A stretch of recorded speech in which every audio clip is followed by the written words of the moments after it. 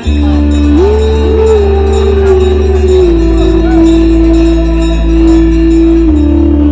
Radio Hindustan और मैं हूँ आपके साथ आरजे अंजू। आज आपसे एक बहुत ही महत्वपूर्ण बात करने आई हूँ। चलो बनारस। अभी मेरा हाल ही का अनुभव रहा है। नव वर्ष पर मैं यानी नव वर्ष से 2 दिन पहले बनारस गई थी, काशी विश्वनाथ बाबा विश्वनाथ के दर्शन करने। हर हर महादेव, महादेव की नगरी, काशी नगरी जैसी सुंदर और बहुत ही धार्मिक नगरी है। वहाँ कदम रखते ही, पैर रखते ही आपके हृदय में एक अलग ही तरीके का भाव उत्पन्न हो जाता है। वो होता है आध्यात्मिक और धार्मिक भाव।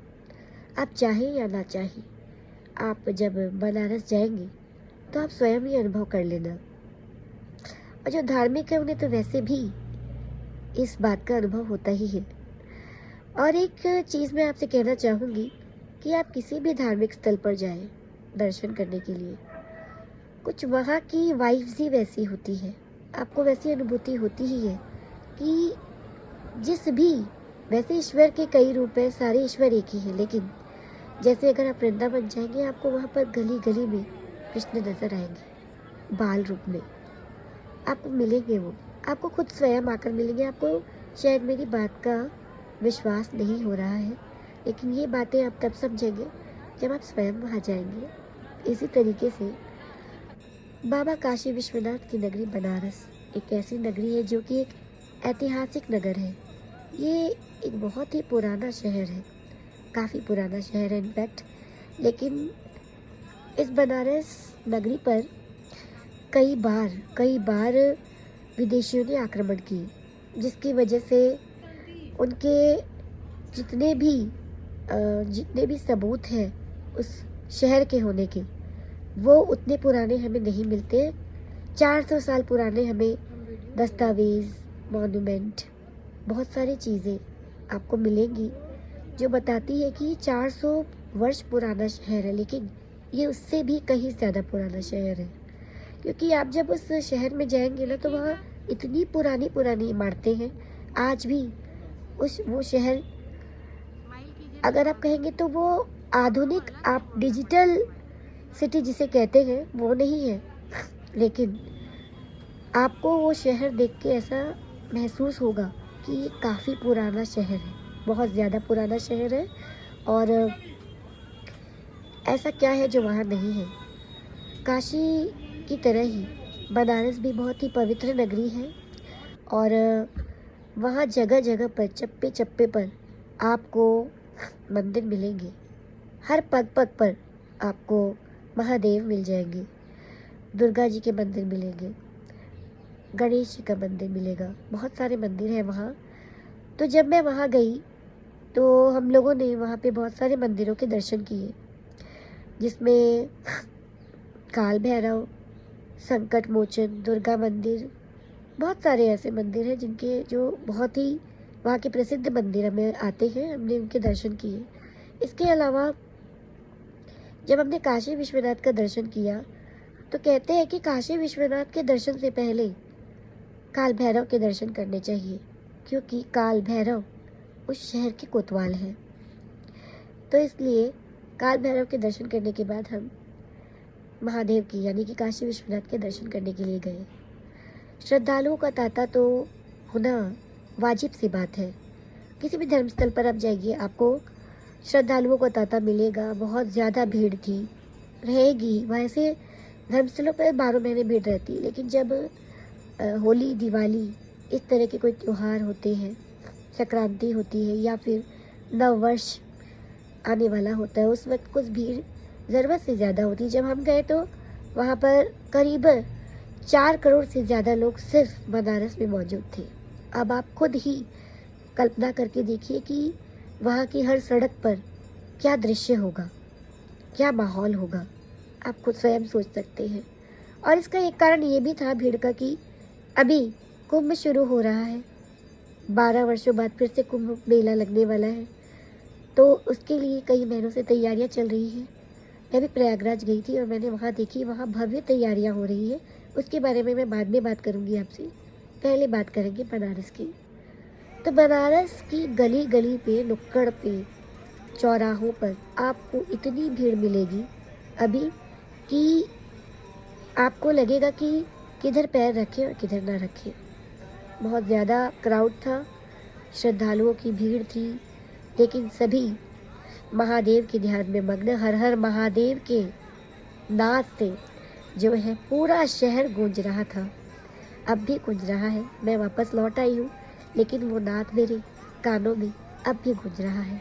हर हर महादेव, जय हो बाबा काशी विश्वनाथ। और वहाँ की सबसे मेन चीज़ है गंगा आरती, जो कि 2-3 घाटों पे होती है। दशाश्वमेध घाट और इसके अलावा 80 घाट पे होती है। संध्या आरती अगर आपने वहाँ नहीं देखी तो आपने कुछ नहीं देखा। इतनी भव्य और इतनी अनुपम आरती कि आपका हृदय पावन हो जाएगा। और गंगा माँ की गोद में बैठ के आप वो आरती देखते हैं। करोड़ों लोगों की भीड़, आप सोचिए, करोड़ों की भीड़, और सबको माँ गंगा के उस आरती के दर्शन होते हैं। तो हम लोगों ने भी वहाँ दशाश्वमेध घाट पर गंगा आरती के दर्शन किए। बहुत ही सुंदर वातावरण था, और बात यह है कि उस वातावरण से आपको उठकर जाने का दिल नहीं करता है। आपका मन करता है हम यहीं बैठे रहें और महादेव की याद में खोए रहें। हर हर गंगे, हर हर महादेव, बस यही नारा कान में गूंज रहा था, और हमारे होठों पर भी बस महादेव का नाम था। जय माँ गंगा, हर हर महादेव। और घंटियों की ध्वनि, शंख की आवाज़, इन सब से जो वातावरण है, आप स्वयं सोच सकते हैं कि कितना सुंदर वो दृश्य होगा। मेरे बताने पर नहीं, आप स्वयं जाकर वहाँ देखिए और अनुभव कीजिए इस बात का। आपको लगेगा कि महादेव आपके साथ साथ है। हम लोगों ने क्रूज़ से भी जो है सारे घाटों का दर्शन किया था। क्रूज़ पे भी आपको बताते हैं सब कुछ, कौन सा घाट किस लिए है। मणिकर्णिका घाट, जो कि वहाँ का सबसे ज़्यादा प्रमुख और प्रसिद्ध घाट है, जहाँ पर दाह संस्कार किया जाता है। कहते हैं कि मणिकर्णिका घाट में कभी भी चिता की अग्नि शांत नहीं होती है। 24 घंटे किसी न किसी की चिता जलती होती है वहाँ। कहने का अर्थ है चिता शांत न होने का मतलब है कि यदि एक चिता जल रही है, उसकी अग्नि शांत होने से पहले दूसरी चिता की तैयारी हो जाती है। कहते पूरे विश्व में सिर्फ इसी घाट पर ऐसा होता है, और हमने भी अपने आँखों से क्रूज़ से देखा था वहाँ चिताएं जलते हुए मणिकर्णिका घाट पे। इसके अलावा बहुत सारे लोकप्रिय घाट हैं, हरिश्चंद्र, राजा हरिश्चंद्र घाट, इसके अलावा दशाश्वमेध घाट, नमो घाट।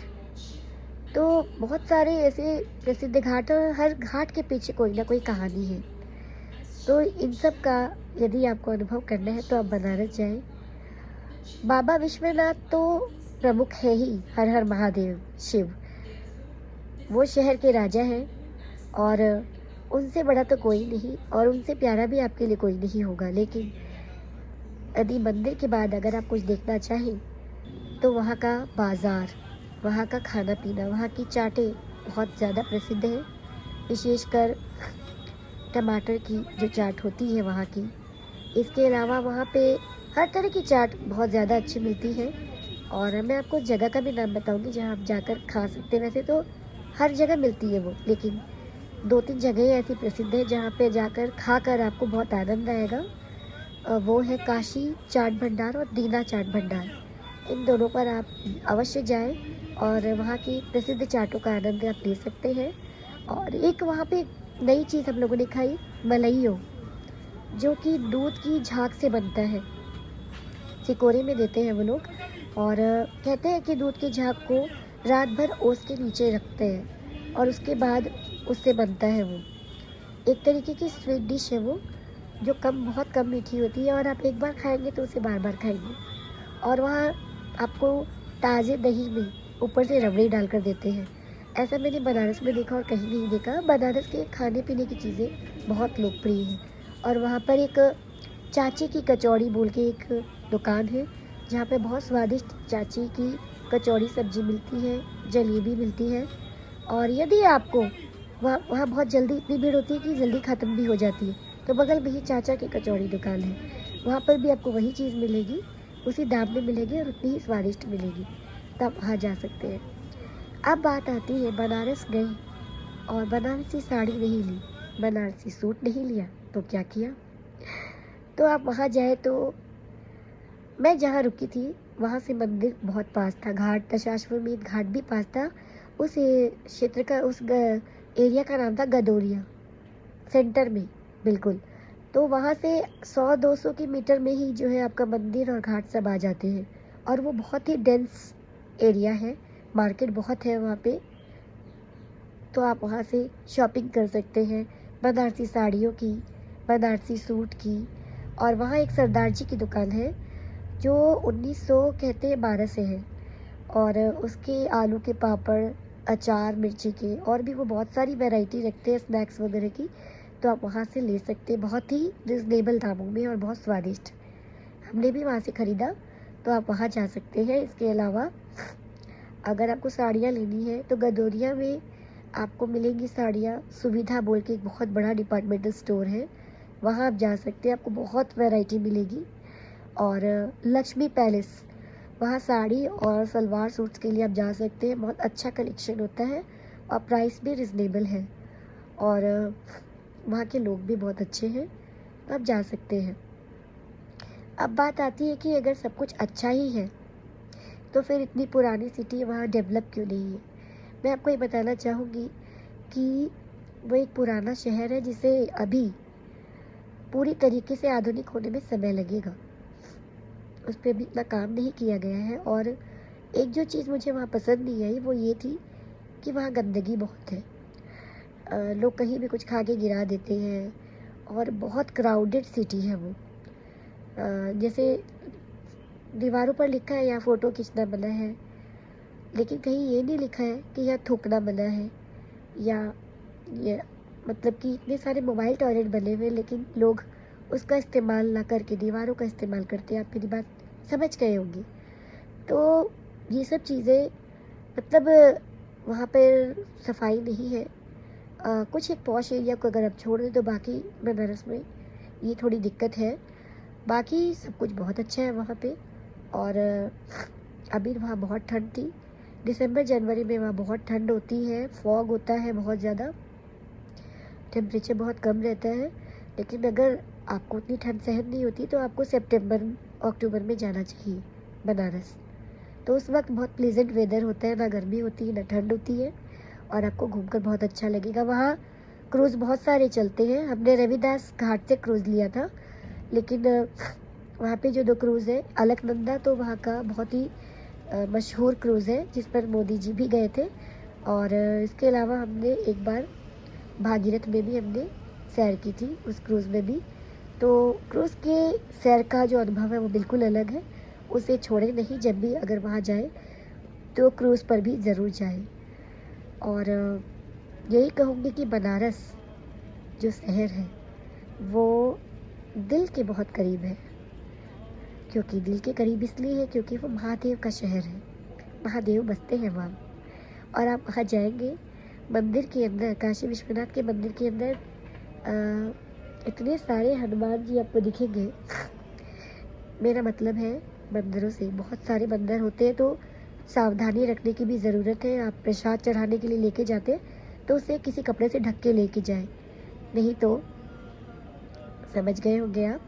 वहाँ मैंने एक चीज़ और भी देखी, तो वहाँ पर जो है बंदर जो है, एक व्यक्ति दर्शन, वो श्रद्धालु ही था, उसके कंधे पर बैठ गया, सर पे चढ़ गया।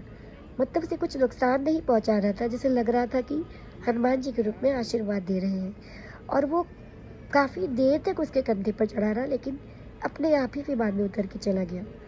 तो इसे लोग ईश्वर का आशीर्वाद ही समझते हैं। ऐसी बहुत सारी घटनाएं वहाँ मंदिर के अंदर भी होती हैं। तो इससे सबको ये पता चलता है कि वहाँ ईश्वर वास्तव में विराजमान है, महादेव की कृपा है, हनुमान की कृपा है, हनुमान जी जो कि महादेव के ही रूप है। इसलिए आपके हृदय में यदि कोई मनोकामना भी है तो आपकी वो मनोकामना मैं दावे से कह सकती हूँ ज़रूर पूर्ण होगी।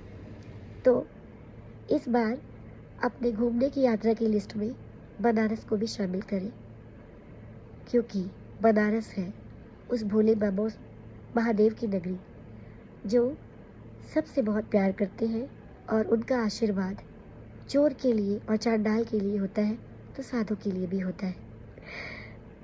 चलती हूँ, आज के लिए इतना ही। फिर मिलूंगी आपसे जल्दी ही घुमकड़ी में किसी और विषय पर बात करने के लिए। तब तक के लिए हर हर महादेव, हर हर महादेव, हर हर महादेव। रेडियो हिंदुस्तान